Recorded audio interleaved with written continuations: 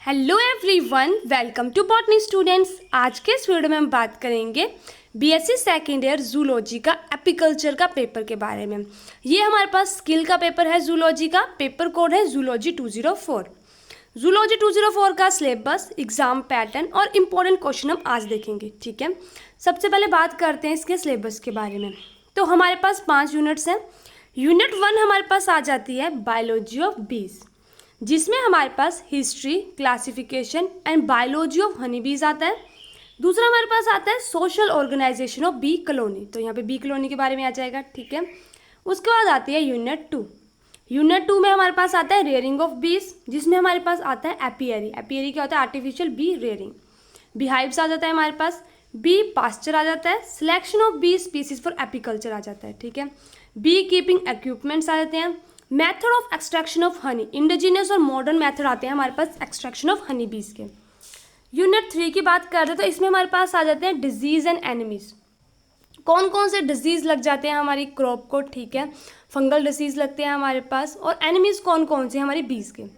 Control and prevention है, हम कैसे उनको प्रिवेंट कर सकते हैं। ठीक है, यूनिट 4 में हमारे पास आ जाती है बी इकोनॉमी, जिसमें हमारे पास क्या आता है, प्रोडक्ट कौन कौन से बनते हैं हमारे एपिकल्चर इंडस्ट्री से और उसके यूजेस क्या हैं। ठीक है, हनी, बी वैक्स, प्रोपोलियस, ठीक है, और पोलन एक्सेट्रा।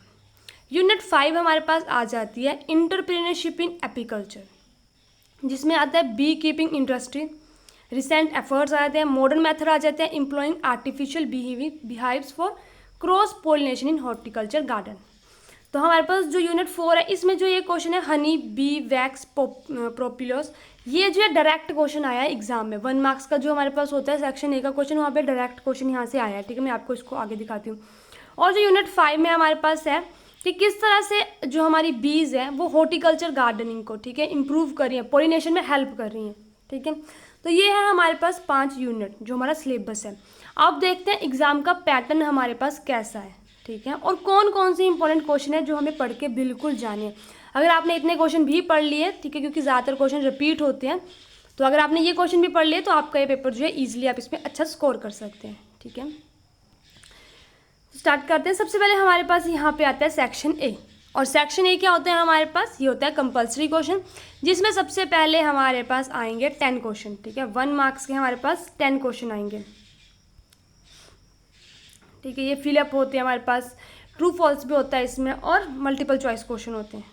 ठीक है, उसके बाद जो हमारे पास होता है 10th क्वेश्चन के बाद जो क्वेश्चन होते हैं, ठीक है, कई बार क्या होता है वो 1 मार्क्स के होते हैं और कई बार वो 4 मार्क्स के वाले भी होते हैं। जैसे ये वाला जो बी पार्ट है इसका हमारे पास, इसमें हमारे पास 2 क्वेश्चन दिए हैं 2-2 नंबर के। ठीक है, तो 10 क्वेश्चन ऐसे और 4 नंबर यहाँ से हो गए बी से। ठीक है, सेक्शन ए में हमारे पास एक ए हो गया जिसमें 1-1 मार्क्स के 10 क्वेश्चन हो गए, और बी हो गया जिसमें हमारे पास ये 4 नंबर हो गए। तो सेक्शन ए हो गया हमारा 14 मार्क्स का। मैं बहुत बार बता चुकी हूँ, इसमें भी बता देती हूँ मैं वीडियो में, कि हमारे पास 5 सेक्शन आएंगे। ठीक है, क्योंकि ये स्किल का पेपर है, इसमें हमारे पास प्रैक्टिकल वगैरह कुछ नहीं होता, तो इसमें पूरे के पूरे हमारे पास 14 मार्क्स के जो है वो क्वेश्चन आएंगे। ठीक है, उसके बाद हमारे पास आता है सेक्शन बी।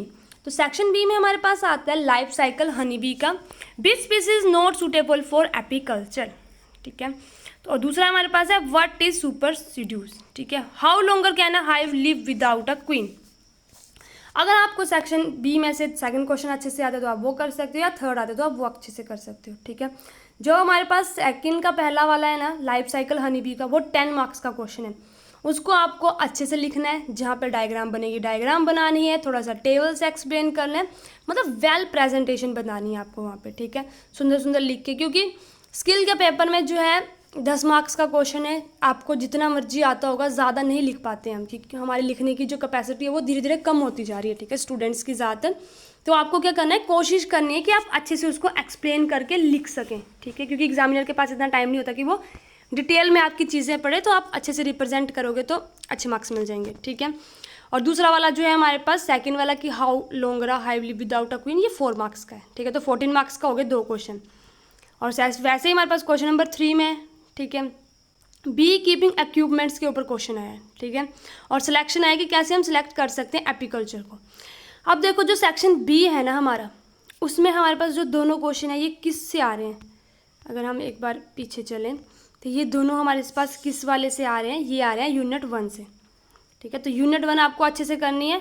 अगर आपने यूनिट 1 अच्छे से कर ली तो आपके पास चॉइस बन जाएगी, आप कोई भी एक क्वेश्चन अच्छे से कर सकते हो, तो आपके 14 मार्क्स कहीं नहीं जाएंगे, ठीक है। उसके बाद आता है सेक्शन सी, ठीक है, जिसमें हमारे पास है बैक्टीरियल डिजीज़ पूछी है हनी बी के, ठीक है, उनको कौन कॉज करता है, ट्रांसमिशन कैसी होती है, सिम्टम कैसे होते हैं और कंट्रोल मेजर क्या है इनका, जो भी आप 2 वायरल डिजीज़ बैक्टीरियल डिजीज़ लिखोगे उनके बारे में, ठीक है। और दूसरा है हमारे पास निसोमा डिजीज़ के बारे में पूछा है। यहाँ पे बोला है कि आप कोई भी 2 डिजीज़ लिख दो और यहाँ पे एक नाम बता के पूछा है, ठीक है। क्वेश्चन नंबर 5 में हमारे पास है इंडिजिनस और मॉडर्न मेथड पूछा है हनी एक्सट्रैक्शन का। और दूसरा हमारे पास है सिलोपेटर and parasite of honey B.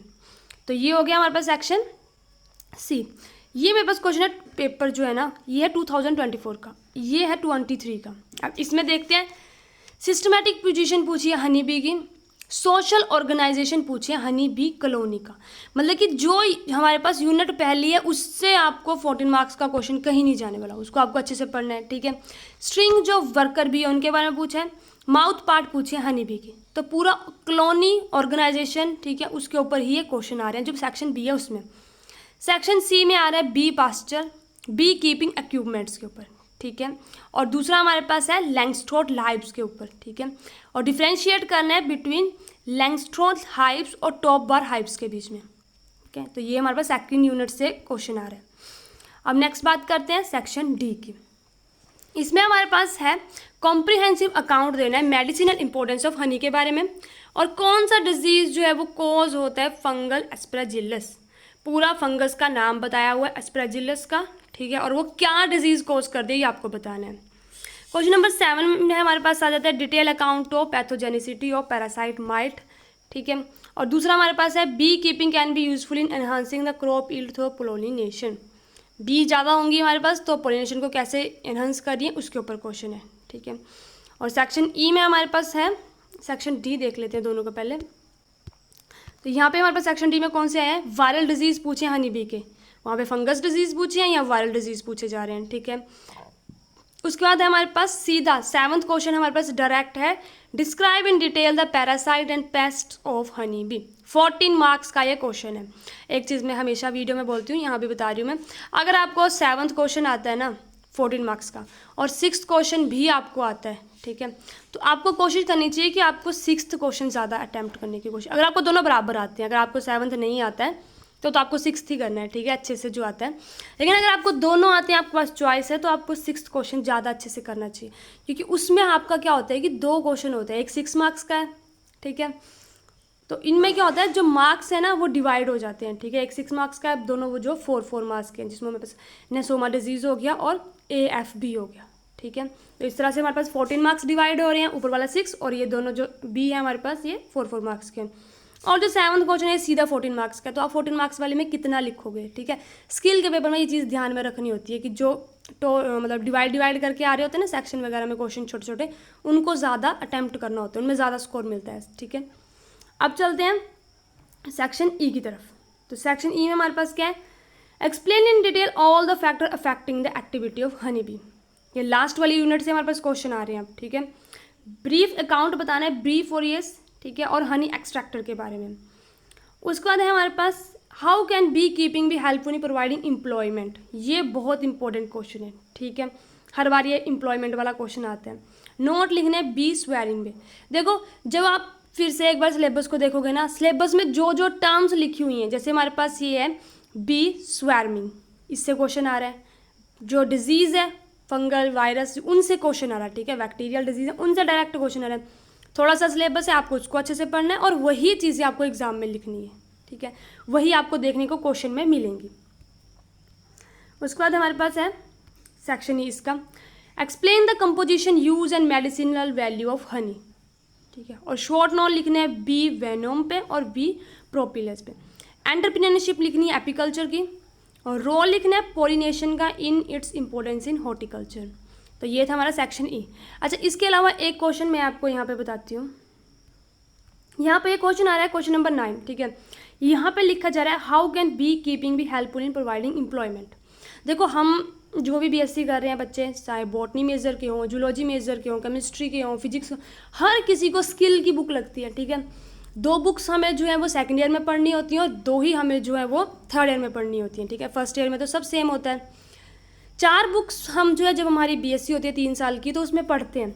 अगर इन 4 बुक्स में से भी अगर हमें कोई एक स्किल, ठीक है, अच्छे से सिखा दी जाए, क्योंकि ये बुकिश नॉलेज है, ठीक है, हमने मेडिसिनल डायग्नोस्टिक पढ़ा, वो पढ़ रहे हैं हम, हमें समझ में आ रहा है, लेकिन हम लोग उसको कर नहीं सकते, ठीक है, हमें नहीं पता कि ब्लड स्मीयर कैसे लेना है, ठीक है, हमें नहीं पता कि एपिकल्चर को कैसे उसकी केयर करनी है। और अगर हम बॉटनी वालों की बात करें तो हमें नहीं पता कि मशरूम कैसे ग्रो करने हैं, ठीक है, फ्लोरिकल्चर कैसे करना है। अगर मेरे ओपिनियन से अगर हम इन 4 पेपरों में से, ठीक है, जो भी स्किल की बुक्स है, किसी एक का भी जो है हमें हाथ का काम सिखा दिया जाए, एक तरह से बोल सकते हैं प्रैक्टिकली हमें जो है वो कुछ सिखा दिया जाए, तो हम जो है आगे चल के एम्प्लॉय हो सकते हैं, ठीक है, एम्प्लॉयमेंट हम बढ़ा सकते हैं। अगर हमें स्मॉल स्केल में भी थोड़ा सा फील्ड विजिट हो जाए, ठीक है, कि कहाँ पे एपिकल्चर होता है, हनी बी को कैसे रेयर करते हैं, क्या काम होते हैं, तो इससे जो है वो काफ़ी बेनिफिट्स हो सकते हैं हम बीएससी वाले बच्चों का भी, ठीक है। जैसे यहाँ पे क्वेश्चन आ रहा है कि एम्प्लॉयमेंट में ये कैसे हेल्प कर रहा है, हमें सिर्फ बुकिश नॉलेज होती है, ठीक है, कि ऐसे है ऐसे है, थोड़े टाइम बाद हम उन चीज़ों को भूल जाते हैं जब बीएससी हो जाती है, एमएससी हो जाती है। बीएससी के साथ साथ हमें कुछ सिखा दिया जाए तो काफ़ी ज़्यादा हेल्प होगी, ठीक है। ये मेरा ओपिनियन था, आप कमेंट सेक्शन में बताना कि आपको क्या लगता है कि हमें जो भी बीएससी वाले बच्चे हैं इनको सिखाना चाहिए स्किल का काम या नहीं, ठीक है।